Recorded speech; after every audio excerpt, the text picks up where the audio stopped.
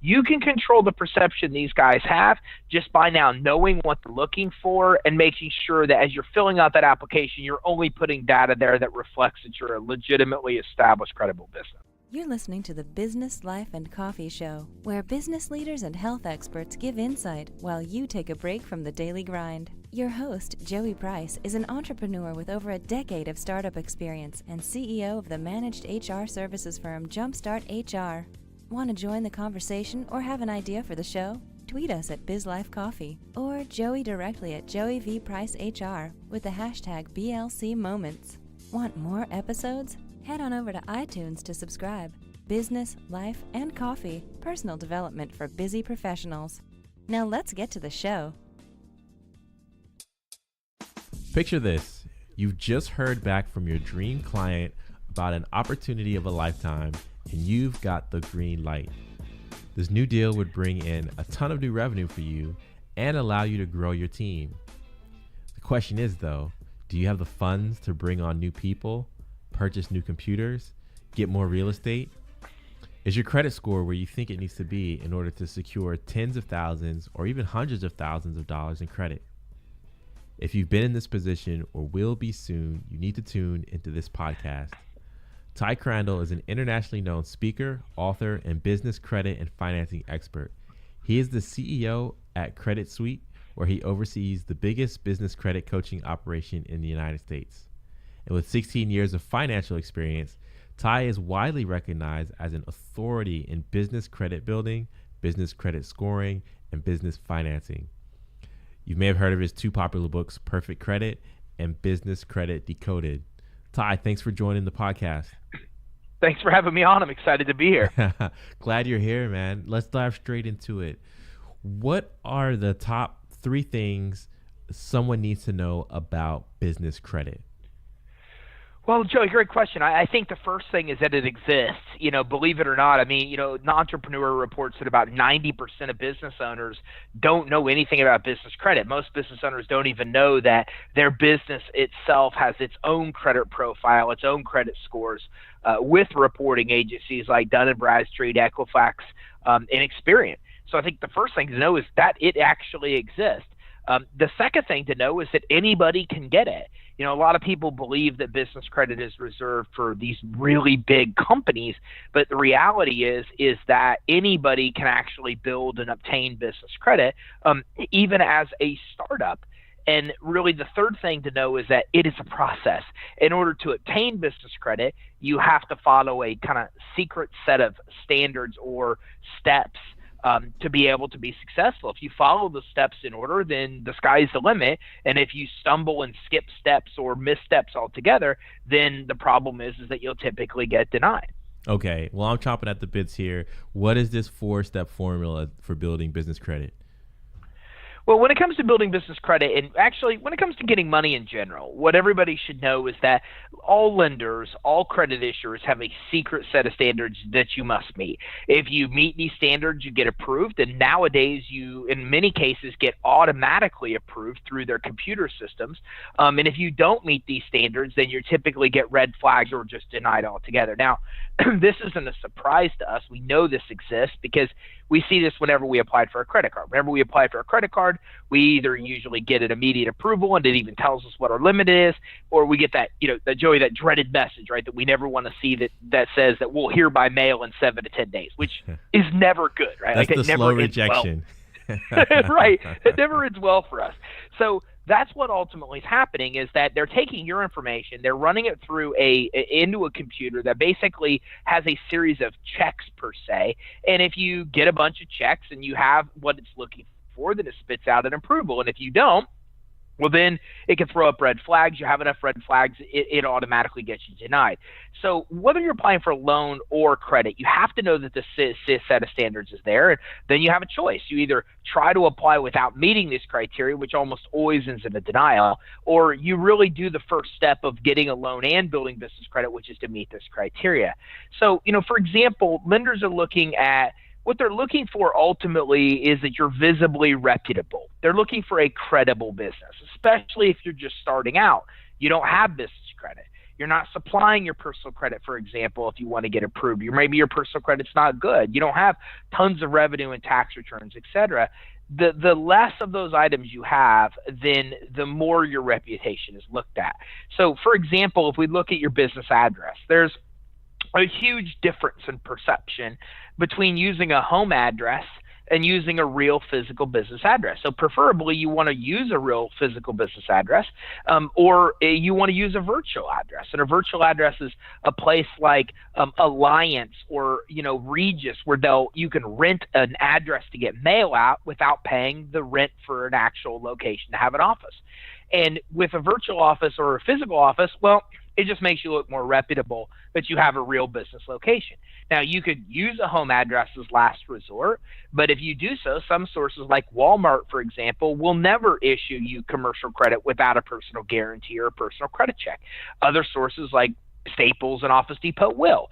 So if you're using a home address, it won't eliminate all the credit you can get. You can still get a lot, but there's still a lot of sources that won't approve you based on that. And another thing to keep in mind is now they're using Google Street Views on your business credit report. So don't be surprised to see a picture of your home on your business credit reports. And if that's not what you want, then again, a physical address or a virtual address is best, but you want to stay away altogether from PO boxes and UPS addresses.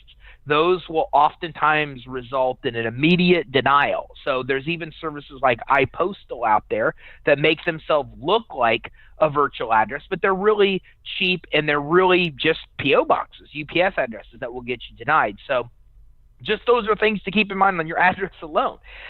Your phone number. Never use a mobile phone or a home phone number on an application for credit or loans. You want to use a real business phone number, even if it's a voice over IP number at a place like Ring Central. You still want to make sure that you're using a business phone or a voice over IP, not a mobile phone and not a home phone. You want to make sure your phone number is listed with 411. As we kind of move through the steps, then that becomes very important. When you start getting initial credit, they oftentimes look to make sure that your phone number is listed with 411. Don't ever want to leave a field blank. So if they're asking for a fax number, you should have a fax number. Again, that might not immediately disqualify you. Maybe none of these things will immediately disqualify you. Some sources they will, some sources they won't. But the more of these red flags you have, the harder it is for you to be able to get approved. You need to have an entity set up, preferably like a corporation, because a sole proprietorship or partnership, you are the business, so you'll always be liable there. And one of the benefits of building business credit is to separate the liability. So you want to choose an entity like a corporation, and you want to make sure that you get your free EIN number from the IRS as well. And another good idea to do is make sure all your information listed everywhere is the same.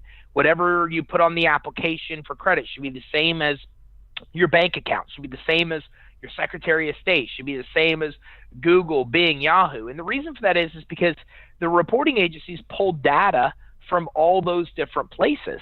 So if you start having different addresses, different phone numbers, different misspellings of your business name, then your commercial reports become very convoluted. All these addresses are showing there, these different names are showing there, and that alone can get you disqualified. It's one of the biggest reasons that people get denied for bank loans is because there's just no continuity. There's no continuity between what they're putting on an application and what the lender's finding with Secretary of State records. So go through, and the best way to do it is when you fill out an application, keep in mind that every line item of what you fill out is being scrutinized. Even your business name. Does it indicate you're in a high-risk industry like financial services or pawn shops, for example? If so, those can throw in red flags. So just keep in mind every line item you complete on an application is more than likely being checked for some kind of validity for them to determine if you are a reputable company. So if you've done that, you've really accomplished the first major step of building business credit, and also the same for qualifying for loans and credit lines. Well, Ty, you mentioned all of the steps that you should take to build your business credit or to apply for it. And the biggest takeaway for me in that was that the devil is in the details. I mean, when we think about business credit, and like I said earlier, you're getting tens of thousands or even hundreds of thousands of dollars to grow your business. It's the little things that seem to be a barrier. It's the fax number that you can get for $4 a month, or just the time it takes to make sure all your addresses are correct. That stuck out to me the most. Absolutely, and I think that's what that you have to look at an app yourself. Does this reflect that you're credible? If you're looking at an application, you're using a mobile phone, home address, you have no fax number, you have no website, you're using a Yahoo email address instead of a professional email address. Does this really make you credible? Of course not. And other things you have much choice in. When you fill out an application, you have a website and a professional email address like, info@creditsuite.com, which is mine. You have a real physical business address or virtual address where they don't know the difference. And every line item, including fax number, is filled out. They can find your information online, Google and Bing and the Secretary of State and the application, they all have exactly the same information. These are what lenders and creditors, especially their computers, are looking at as clear signs of legitimate businesses. And then on the other side, when you're doing all that stuff we said not to do, well, then that's clear indicators that you're dealing with an unestablished business.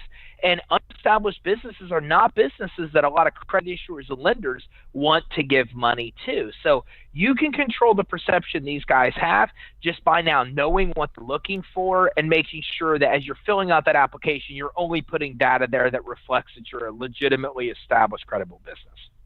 All right, you are listening to Ty Crandall. He is an internationally known speaker, author, business credit and financing expert, and he's the CEO of Credit Suite, where he oversees the biggest business credit coaching operation in the United States. Ty, we've talked about the how to get credit, what is credit, but the big thing for me is why do people need business credit? So if you could share a few reasons why you're seeing people are leveraging credit to improve their business. Sure, absolutely. And then, we'll, as time permits, jump back into the other steps as well, because I know you wanted to jump in the steps. It's just there was so much involved in step one that I wanted to make sure, that we opened it up to questions that you may have. You hit on it right as we got started. The bottom line is that, capital, money, is the lifeblood of the business. And we all know the majority of businesses fail, but what a lot of people don't know is that the majority of businesses fail per SBA and everybody else that does surveys on this topic because they don't have access to enough money to survive. Because we get into business, a lot of unexpected things happen, opportunities present themselves, the opposite of opportunities present themselves, right, where unexpected expenses pop up. And if you have the capital to navigate those things, well, then it's smooth sailing. But when you don't have access to capital, then a failing marketing campaign, an air conditioning unit going out, customers not paying you as they're supposed to, those things can be devastating for a business. So that's one of the biggest reasons that you want to access business credit and any kind of capital before you need it. And there's this idea out there that, lenders only lend you money when you don't need it. Well, that's fairly accurate because when you really need it, you're desperate, and they know that. They've seen you start to max out your credit card. Credit scores are lower because you are maxing out your credit cards. Your bank account's reflecting that you're running on fumes. And these are not the type of people that lenders and credit issuers will lend to. They want to lend to businesses that are healthy. So when you're applying before you need it, then you have the money there to navigate through even the toughest of times. And that's really the key to surviving and thriving in any environment. But there's so many other reasons. If you look at NASDAQ and SBA and Inc. and Entrepreneur, all these financial sources talk about why you want business credit for a couple of main points. One, it separates your consumer and your commercial credit. The majority of business owners are still trying to use consumer credit, their personal credit, to fund their business. The problem is your consumer credit was never designed for that purpose. So, for example, a third of your consumer credit score is based on your utilization. What percentage of your high credit limits you're actually using. So if you're coming in and using consumer credit to fund your business, any balances you put on that credit lowers your consumer credit scores. And that makes it harder for you to get the consumer financing you want, mortgages, loans, credit cards. But it also makes it harder for the things that you will need to use your consumer credit for in your business, like getting SBA loans and large limit credit lines, et cetera. So that's a reason you want to build business credit, to separate, to create a credit profile for your business and that of a consumer. So you don't affect your consumer credit. So you don't have to put inquiries on your consumer credit when you need to access money. So you don't have to have credit reporting on your consumer credit reports that affects your utilization. So instead, you can have credit on your business credit reports. So you could max out the credit cards and not adversely affect your consumer credit. You could apply and get high limit credit accounts without an inquiry on your consumer credit report. The other big reason that NASDAQ and SBA and Inc. and Entrepreneur Score, they all talk about business credit is liability. When you are using your own money to fund your business, when you're signing for credit cards and providing a personal credit, social security number and a guarantee, well, then the problem is you're also taking on the liability, which means that if your business ever defaults on its own credit, then they come after your personal assets. Well, that doesn't make sense, and that's not the way it was designed to be. Business credit was designed so your business can fund itself, so you can separate your liability. And so, God forbid you ever do get sued, they can sue the business, but they can't come after your personal assets because you've separated that liability. So, separating the liability, separating your consumer credit are a couple of the main reasons you want to build business credit. But there's a lot of other reasons as well. Per SBA, the limits on business credit accounts are 10 to 100 times higher than consumer credit.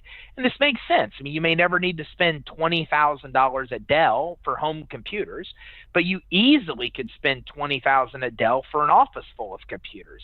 So because of this, it's very common to see $20,000, $30,000, $40,000 limits even 3 to 4 months into the process of starting to build business credit. And you can get business credit as a startup. You don't need cash flow verification. You don't need collateral. So you can get business credit even when you can't get any other kind of financing. And if you can get other kind of financing, well, business credit will determine if you'll get approved, the amount that you'll get approved for, and the rates and terms that you'll pay. So whether you can or can't get a business loan, it provides huge value to you as well. And it's fast to build. Because business credit scores are based primarily on how you pay your bills, all you have to do is get some credit that reports to the reporting agencies, pay the bills as agreed, and that alone gives you exactly what you need to have a great score. And the great score is the springboard that helps you get approved for a lot more credit financing. So, there's a lot of different benefits, but those are some of the core benefits and reasons that everybody really wants to focus on building their business credit. Excellent. Now, Ty, let's go ahead. I know we took a pit stop for a second to talk about the why people are getting business credit or why they need to get business credit. Let's go back to let's pick up on the steps. So let's recap step 1 and then jump into 2, 3, 4. Sure. Well, we dove into step 1, and it really comes down to being visibly reputable, being credible, having the perception to a lender or credit issuer that you're a well-established, legitimate, real business. Once you've done so, the next thing you want to do is to do a free check to see if the reporting agencies even know you exist now. Commercial credit's very different than consumer credit. With consumer credit, you have to get accounts that report to your credit reports and then max out the credit cards, not pay the bills to get lower scores. But in the commercial world, Equifax Experian, for example, will populate credit reports for you even if you have no credit reporting to them, good or bad. And once they do this, they immediately issue you a failing score and determine that you're high risk because you have no credit. So this is way different than what we're used to. In the consumer world, you'd never have a credit report and a failing score just because you're unestablished. In the business world, they will absolutely issue a report and a failing score because you're unestablished. And this catches a lot of people by surprise because they apply for credit cards and loans and get denied because of bad business credit. They don't even know they have business credit. And then when they dive in, what happens is they realize that they never had any credit. It's just reporting agencies know they exist and have given them failing scores. So you can do this at a link that we have, creditsuite.com/reports. And at creditsuite.com/reports, you can find a quick link with Experian commercial, Equifax commercial, and Dun & Bradstreet, 3 biggest commercial credit reporting agencies here in the United States. And you can do a free search, and one of 2 things is going to happen. Either something's going to pop up, and your company will show up when you run your free search, and then you probably want to pay them for a credit report to see what's on there and see what your scores are, or nothing pops up. If nothing pops up, great. They know you exist. But if they do, again, you probably want to get your report from the reporting agency that it shows up with and see if they've issued you a failing score, what's on there now. You even want to fix any inaccuracies that may be on there. Now, during this step, you also want to go ahead and get your DUNS number with Dun & Bradstreet. It's absolutely free to do, but you need to know that Dun & Bradstreet will try to charge you. So they will call you. They will email you. They will try everything in their power to actually come in and try to get you to buy what they call a credit builder package for thousands of dollars that you don't really need. So don't fall into the trap of paying them, but do get your free DUNS number. Some vendors in the next step will want to see that you have that actual DUNS number. So once you've done these things, once you set up your business credibly, once you've done your free search at creditsuite.com/reports to see if you're established, and you got your DUNS number, which you can even go to creditsuite.com/DUNS, which is DUNS. Don't even put the dashes in between the letters. And that's the quick link to get you to Dun & Bradstreet's website for your free DUNS number. Once you've done so, the next thing you want to do is start building credit that reports on your business credit reports. And you do this through what are called vendors.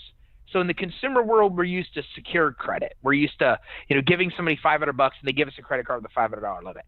But in the commercial world, you don't really see a lot of secured credit cards. Wells Fargo has one, but there's not a lot of other good sources out there that do. So in this step, instead of secured credit, what you want to do is get real credit with real sources, like Uline, like Quill, like Granger, for example. These companies sell products and services that any business could easily want and need, and they also will give you credit even when you have none, and they report the credit to the business credit reporting agencies. And so what you do is you go into these companies, you're basically adding things to your